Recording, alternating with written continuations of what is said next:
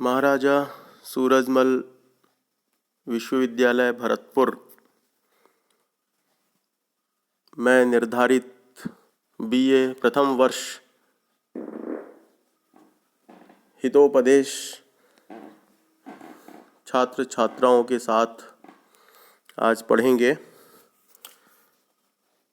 हित का उपदेश, नीति विद्या का उपदेश कथाओं के माध्यम से, पशु पक्षियों की कहानियों के माध्यम से जो आवश्यक बातें हैं उन सब का यहाँ अध्ययन हो रहा है। उसी में अब अगला श्लोक पढ़ते हैं।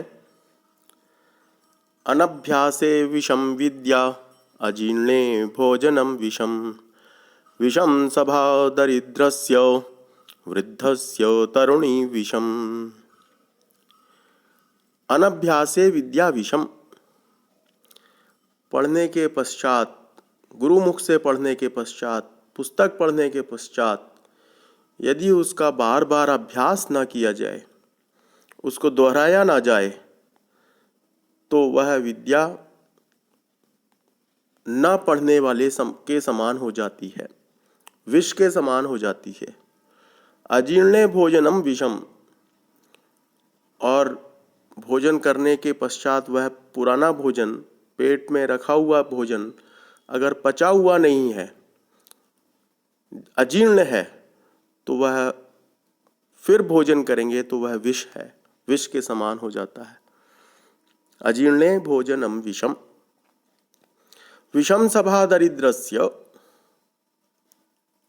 और दरिद्र के लिए सभा अर्थात जिसके पास धन नहीं है, वह धनाढ्य व्यक्तियों की सभा में अथवा सामाजिक लोगों के साथ बैठना उसके लिए कठिन हो जाता है, अपमानजनक अनेक बार होता है।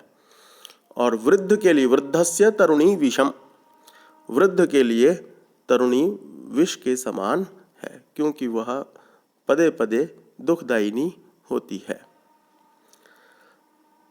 अनभ्यासे विषम विद्या, विद्या का अभ्यास न करना विष के समान है। पुराना भोजन पेट का पचा हुआ ना हो और फिर भोजन करना, वह विष के समान है।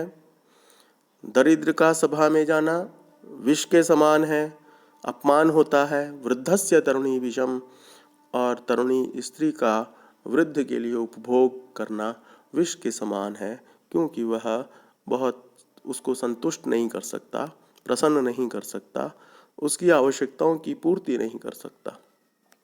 अगला श्लोक है। यस्य कस्य प्रसूतोपि गुणवान पूज्यते नरः धनुर्वंश विशुद्धोपि निर्गुणः किं करिष्यति। यस्य कस्य प्रसूतः अपि गुणवान नरः पूज्यते, जिस किसी भी कुल में, उत्तम कुल में अथवा निम्न कुल में, वंश में उत्पन्न हुआ व्यक्ति यदि गुणवान है तो उसके गुणों की पूजा होती है। वह गुणवान मनुष्य ही सम्मान का, आदर का पात्र होता है। धनुर्वंश विशुद्धोपि निर्गुणः किं करिष्यति,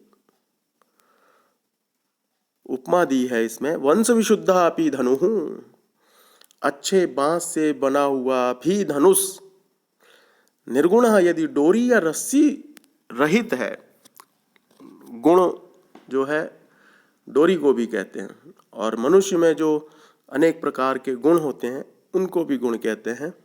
इसलिए निर्गुण अर्थात डोरी से रहित, रस्सी से रहित यदि उत्तम बांस से बना हुआ धनुष भी है तो उससे प्रत्यंचा नहीं बांधी जा सकती। वह क्या कर सकता है, अर्थात कुछ भी कर नहीं सकता। इसलिए किसी भी कुल में उत्पन्न होने के पश्चात भी उसमें विद्या का गुण, उसमें बल का गुण, उसमें धन का गुण, उसमें वक्तृता का गुण, उसमें लेखन का गुण, उसमें जो जो भी गुण हो सकते हैं उन गुणों से उसका सम्मान होता है। यस्य कस्य प्रसूतोपि गुणवान पूज्यते नरः, किसी भी कुल में उत्पन्न व्यक्ति यदि गुणवान है तो वह पूजनीय होता है, आदरणीय होता है, सम्मान का पात्र होता है। जिस प्रकार उत्तम बांस से बने हुए धनुष को भी अगर डोरी उसमें नहीं है तो किम करिष्यति, वह धनुष अकेला कुछ भी नहीं कर सकता। उत्तम कुल में उत्पन्न व्यक्ति भी अगर गुणवान नहीं है, विद्यावान नहीं है, तो निश्चित रूप से समझिए उसका भी सम्मान नहीं हो सकता। हा हा पुत्रक नाधीतम गता श्वेतासु रात्रिषु तेन त्वं विदुषां मध्ये पंके गौरिव सीदसी। हा हा पुत्रक नाधीतम, अरे पुत्रो, खेद का सूचक है, दुख का सूचक है, अव्यय है। पुत्रक है पुत्र। गतासु एतासु रात्रिषु, इन बीत गई रात्रियों में अर्थात बीते हुए समय में, त्वया तुमने, न अधीतम नहीं पढ़ा, तेन त्वम इस कारण, त्वम आप लोग, विदुषाम मध्य विद्वानों के बीच में, विद्वानों की सभा में, पंके गौ इव सीदसी, जैसे कीचड़ में फंसी गाय होती है और सीदसी दुखी होती है, ठीक वैसे ही विद्वानों के बीच में जो व्यक्ति पढ़ा लिखा नहीं है, उत्तम बात नहीं करता, गुणवान नहीं है, तो वह भी उसी प्रकार दुखी होता रहता है। आहार निद्रा भय मैथुनञ्च समानमेतत् पशुभिर्नराणां धर्मो हि तेषामधिको विशेषो धर्मेण हीनः पशुभिः समान। आहार, निद्रा, भय और मैथुन, नराणाम एतत् पशुभिः समानः धर्मः, समानः, मनुष्यों में और पशुओं में ये चार चीजें एक जैसी होती हैं। आहार भोजन खाना, निद्रा सोना शयन करना, भय डरना भयभीत होना, और मैथुनम स्त्री पुरुष का संयोग संतानोत्पत्ति। नराणाम एतत् पशुभिः समानम, मनुष्यों में यह सब पशुओं के ही समान है। ये चारों बातें पशुओं में भी होती हैं और मनुष्यों में भी होती हैं। पशुओं में भी ये चारों बातें पाई जाती हैं। बस एक बात मनुष्य में अधिक है जो पशुओं में नहीं है। धर्म हि तेषां अधिका विशेषः, धर्म नाम का जो तत्व है वह ही मनुष्यों के लिए उत्तम है, जो पशुओं से उनको अलग करता है। अर्थात पशुओं में धर्म नहीं होता, धर्म केवल मनुष्यों में ही होता है। अतः धर्म की दृष्टि से मनुष्य पशुओं से अधिक श्रेष्ठ है। धर्मेण हीनः पशुभिः समानः, जो धर्म से हीन मनुष्य है वह पशुओं के समान ही होता है। खाना पीना, सोना, डरना, स्त्री प्रसंग करना, मनुष्यों की ये चारों बातें पशुओं के समान ही होती है। धर्म ही केवल उनकी अधिक विशेषता है। अतः धर्म से रहित मनुष्य पशुओं के समान ही होता है।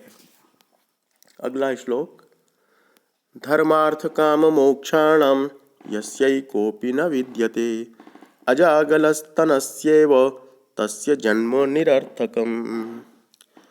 धर्मार्थ काम मोक्षाणां यस्यैकोपि न विद्यते, धर्म, अर्थ, काम और मोक्ष ये चार पुरुषार्थ कहे गए हैं। इनको पुरुषार्थ चतुष्टय भी कहते हैं। इनमें से यदि यस्य एकः अपि न विद्यते, जिस मनुष्य के पास एक भी नहीं है, अजागलस्तनस्येव, जैसे बकरी के गले में एक स्तन होता है, थन होता है और उससे दूध नहीं निकलता, वह निरर्थक ही होता है। ठीक वैसे ही तस्य जन्म निरर्थकम, उस मनुष्य का जन्म व्यर्थ है, निरर्थक है। जिस मनुष्य के पास धर्म, अर्थ, काम और मोक्ष इनमें से एक भी पुरुषार्थ के लिए लक्ष्य या उद्देश्य नहीं है, तो उसका बकरी के गले के थन के समान जीवन व्यर्थ होता है। पुरुषार्थ चतुष्टय का पालन करना मानव का निश्चित रूप से परम कर्तव्य है। यदि सब नहीं तो कम से कम एक का तो वह पालन आवश्यक रूप से करे।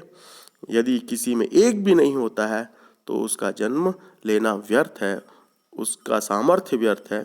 जिस प्रकार बकरी के गले में थन जो होता है केवल कहने भर के लिए होता है, ठीक वैसे ही मनुष्य का जन्म निरर्थक कहलाता है। आज के लिए इतना ही पर्याप्त है।